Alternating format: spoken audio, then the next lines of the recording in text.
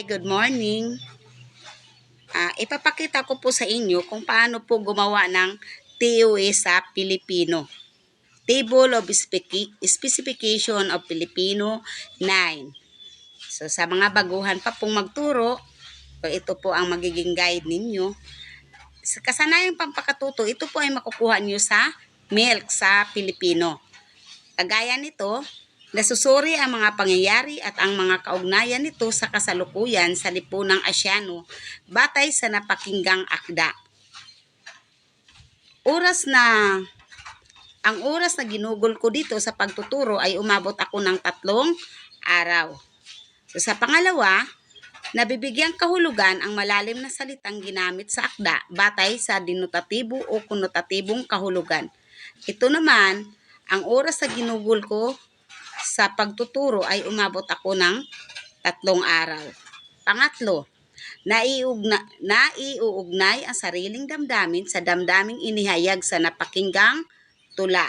So, ang araw na ginugol ko sa pagtuturo ay umabot ako ng 4 na oras. Sunod, nagagamit ang mga pahayag na ginamit sa pagbibigay opinyon sa tingin, akala, pahayag ko, at iba pa. So, umabot din ako ng 4 na araw na ginugol sa pagtuturo. Yun po. So, dito po sa oras ng araw ng ginugol sa pagtuturo, para makuha mo ang porsyento. Kung ilang porsyento ang 3 araw sa pagtuturo. So, ito po ang magiging natin kung paano pagkuha ng porsyento. So, 4, ito po ang natin, no? Halimbawa, ito. Ang ginugol sa pagtuturo ay 4 na araw. So, 4 na araw. So, 4 divided by 25. Ang 25, dito po yun kinuha. Yung kabuuan po ng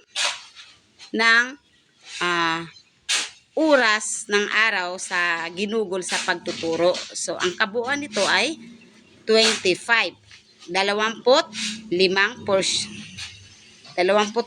So, dito po, halimbawa, 4 divided by 25 equals 0.6 times 100 equals 16.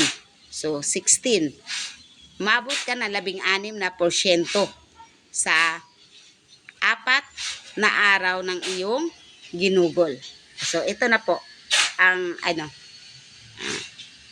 ito po. 16. 4 divided by 25 times ito 4 divided by 25 equals 0.6 times 100 equals 16. So, itong 3 na naman, halimbawa itong 3. So, 3 divided by 25. 3 divided by 25 equals 0.12 times 100 equals 12%. So, ito po yun.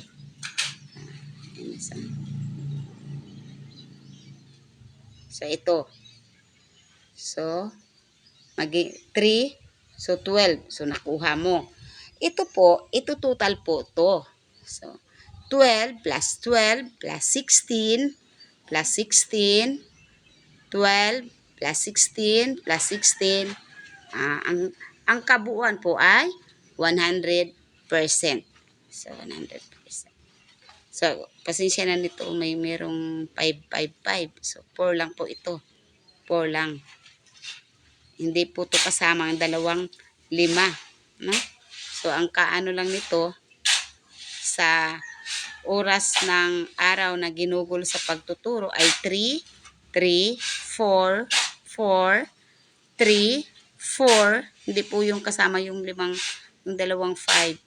4. So, the total is 25. So, tapos na po tayo dun. So, ang problema naman natin kung paano naman kukunin yung bilang ng item. So, ito po kung paano pag-compute para makuha po ang bilang ng item. So, ito po yun. So, oras ng araw ng ginugol sa pagtuturo, halimbawa, 4 kinuha po dito po yun, sa oras ng araw na ginugol sa pagtuturo. Ito po yun, 4, then, divided by 25. Yung 25 yung kabuuan ng ginugol sa pagtuturo times 50.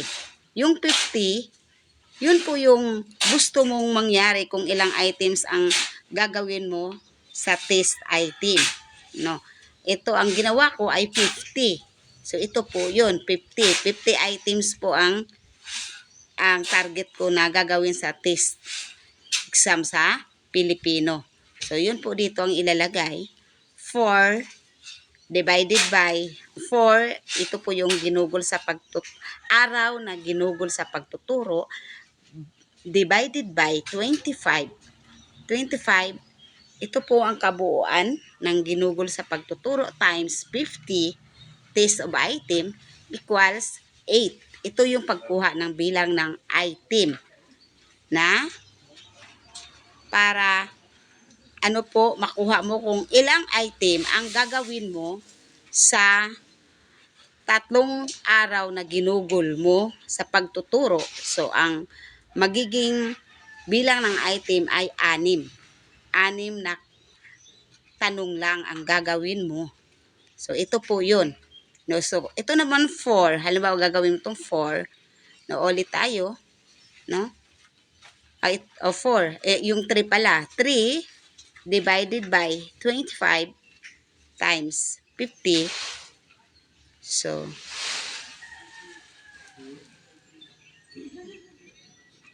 6. No? Ito po yun. So, ang 4 naman,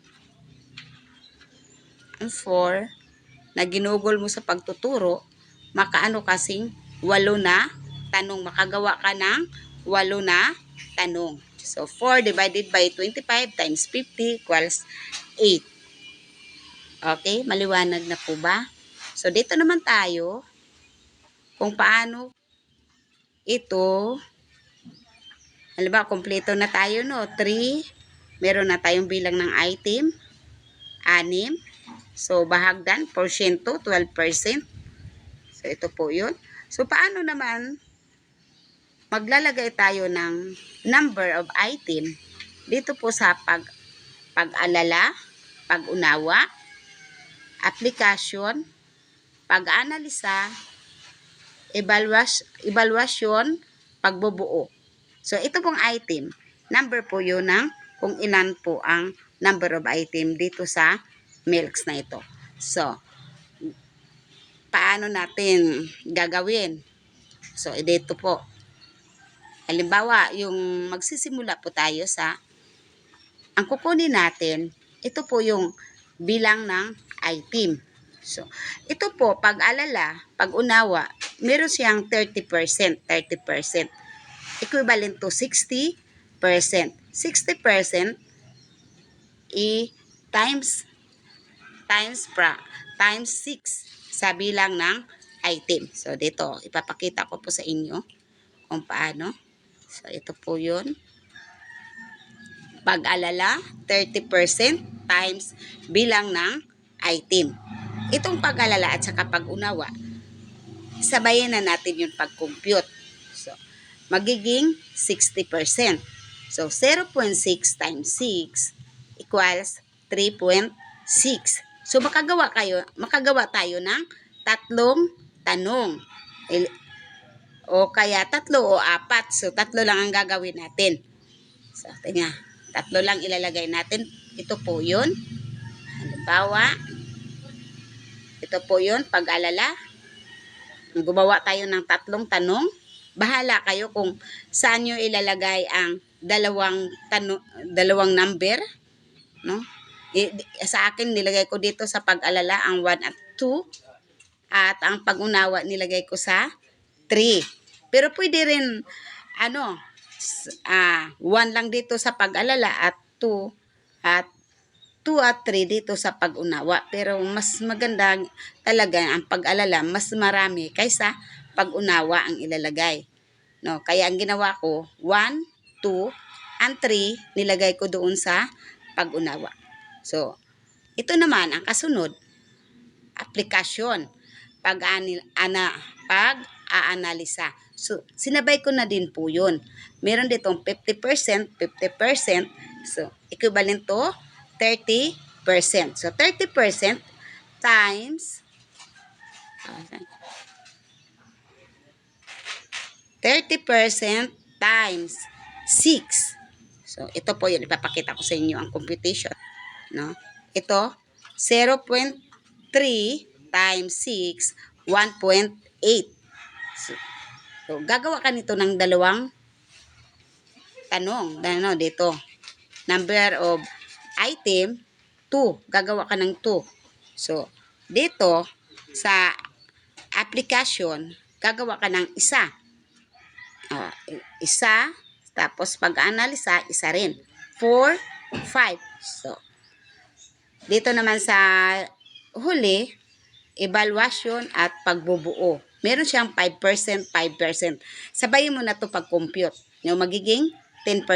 10% divide times 6. Ito po yung 6 bilang ng item. So, ito po, ipapakita ko sa inyo kung paano compute. I-compute. So, ito. 0.1. Kasi 5% plus 5% equals 10%. So, 10%, 0.1 times 6, 0.6. So, ang magagawa lang na tanong ay isa lang. O ikaw kung ano ang gusto mo, kung dito mo ilagay sa pagbubuo o kaya dito sa evaluation. So, ang ginawa ko, hindi ako naglagay dito sa pagbubuo. Nilagay ko po yung isang tanong dito po sa evaluation. So, bilangin natin kung dapat yung bilang ng item ay tama lamang dito sa bilang din ng mga kasanayan. So, bilangin natin dahil 6 lang na item ang kailangang mailagay po dito sa isang linya. So, 1, 2, 3, 4, 5, 6. So, ang number po ng item na nagawa natin dito ay 6. So, ilalagay mo po sa dulo para malaman mo kung ilang bilang na ng tanong na iyong nagawa. So dito naman tayo sa pangalawa, ganun din, no? 6 din na bilang. So, 60%, 30% plus 30% equals 60% times 6 per 6. So, ito po, makagawa kayo ng tatlong tanong. So, kaya na 7, 8, 9, 10, 11, 12. So, dito po, iniba ko na naman kasi kailangan talaga ang magagawa mo lang dito ay isang tanong lang. Isang tanong lang dito sa pagbubuo at saka sa evaluation. Kasi dito po, makikita ninyo yung ito po, 0.6. So, hindi siya aabot ng isa. So, kailangan mo talagang maglagay ng isa lang. So, dito po, ilalagay na lang dito sa pagbubuo. 12, no? Bilang 12. So, pagbibilangin mo to, dapat tama po dito sa bilang ng item. Hindi po siya lalagpas. So, bibilangin mo, 1, 1, 2, 3, 4, 5, 6. So, 6. So, magiging, dito mo ilagay, 6 plus 6 equal 12 na. 12 na ang nagawa. So, dito, 4, 8. So, 8 naman. So, 60%, 30 plus 30 equals 60 times 8. Times 8. So, dito mo gagawin. So, ito po yun. No? 0.6, ay sorry, hindi ko nilagyan ng point, pero may point po yun. 0.6 times 8 equals 4.8. So, pwede ka makagawa ng 5. 5 tanong. 5 bilang ng tanong. So, pwede dito. So, dito mo, no, sa 4. Dito, no. 4. 4. Ito po. 4. 5 isa 8 pala. Bilang ng item is 8. 4 ng 4 ako. 8 pala. 8. 8, no. Ay 60%, di ba? Times 8, 4.8. Ibig sabihin, pwede ka makagawa ng 5 tanong. So, ang ginawa ko naman, 2 lang dito sa pag-alala na bilang ng tanong. 13, 14 ang ginawa ko. So, sa pag-uunawa, ginawa ko siyang 3. 3 bilang, 15, 16, 17. So, 5. 1, 2, 3, 4, 5. So, 5. 5 ang nagawa ko kasi ang kinalabasan is 4.8. So, dito naman tayo sa application at saka pag-aanalisa. So, 30% times 8. Ito ha, makikita natin. So, ito. So, 30. Application at pag-aanalisa, sinabay na. 0.3 times 8. So, 2.4. So, 2 lang ang magagawa mo na tanong. 2 lang po. So, dito po, 2 lang ang magagawa mo na tanong. So, ito na po ang ginawa ko. Dahil 2 lang, so, inisa-isa ko na lang sila. Isa sa application at isa rin sa pag-aanalisa. So, dito naman tayo sa evaluation at pagbubuo. So, sa evaluation at pagbubuo, no, 10% lang. 5% equals 10%. So, ito po, so, 0.1 times 8, 0.8. So, isa lang ang magawa mo na tanong. So, isa lang, pipiliin mo na lang kung saan mo siya ilalagay, kung alin dito, no? Kung ilagay mo ba sa evaluation o ilalagay mo sa pagbubuo. So, ang nilagay ko dito sa nilagay ko po sa evaluation. Kasi dapat may laman talaga tong hindi lahat na sa evaluation lang, hindi po lahat na sa pagbubuo lang. So, mo na lang kung